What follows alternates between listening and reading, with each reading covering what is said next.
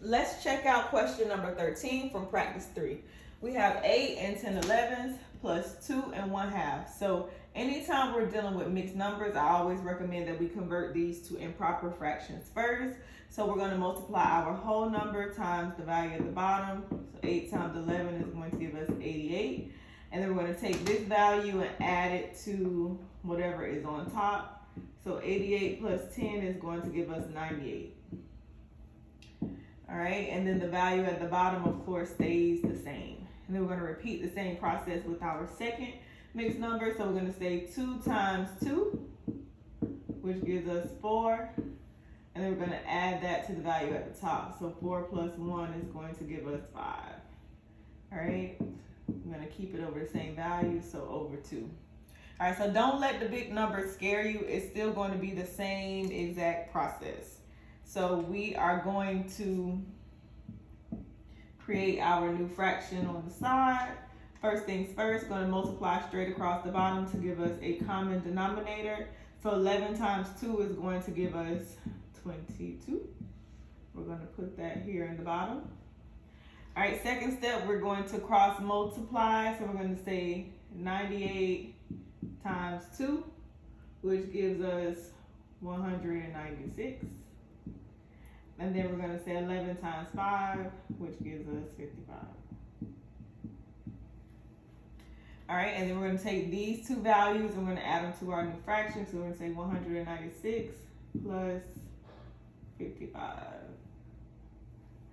All right, and then our third step is going to be to add the value. So 196 plus 55 is going to give us 251 over 22. All right, so of course we know this is an improper fraction because the number at the top is bigger than the number on the bottom.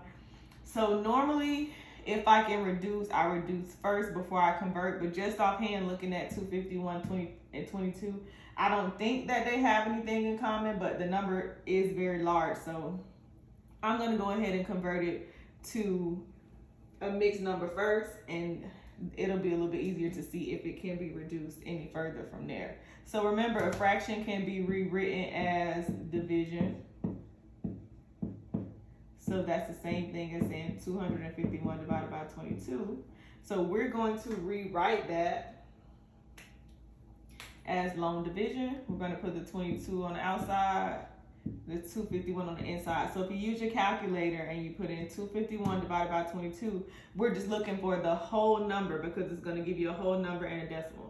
So 251 divided by 22 is going to be 11 times. And if we do 11 times 22, that is going to give us some number. What is it going to give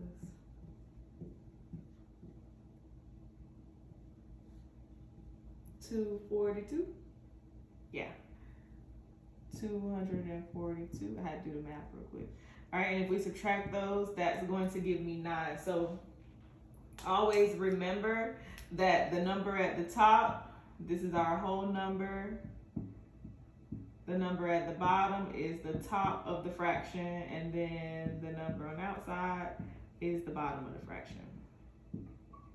All right, so if we go ahead and write that out, that's going to give us 11 and 9 over 22. All right, and then looking at 9 and 22, they don't have anything in common, so that cannot be reduced any further. So I always note that with these types of questions, people kind of tend to get tripped up because the numbers are larger, but don't let the size of the numbers, push you to make mistakes because the process is still the same. First things first, when we see values as mixed numbers, your trigger is to convert them to improper fractions. Once they're improper fractions, we're going to go ahead and do our butterfly method. We're going to multiply straight across the bottom, and then we're going to cross multiply, add our values on the side. Once we get to our final answer, we need to decide if we need to simplify, if we need to convert, if we need to reduce or convert back to a mixed number. Because the numbers were so big, I couldn't look at them off back and decide, hey, I don't know if they have something in common, so I'm going to convert it to a mixed number first. And then this lets me know, that lets me know that I can't reduce any further. All right, so make sure with these types of questions you take your time because it's arithmetic based, so because we do a lot of addition, you know, a lot of multiplication, it's very easy to make a mistake. So take your time and stack your work on top of each other. So if you do make a mistake, it's easier to go back and see where the error was.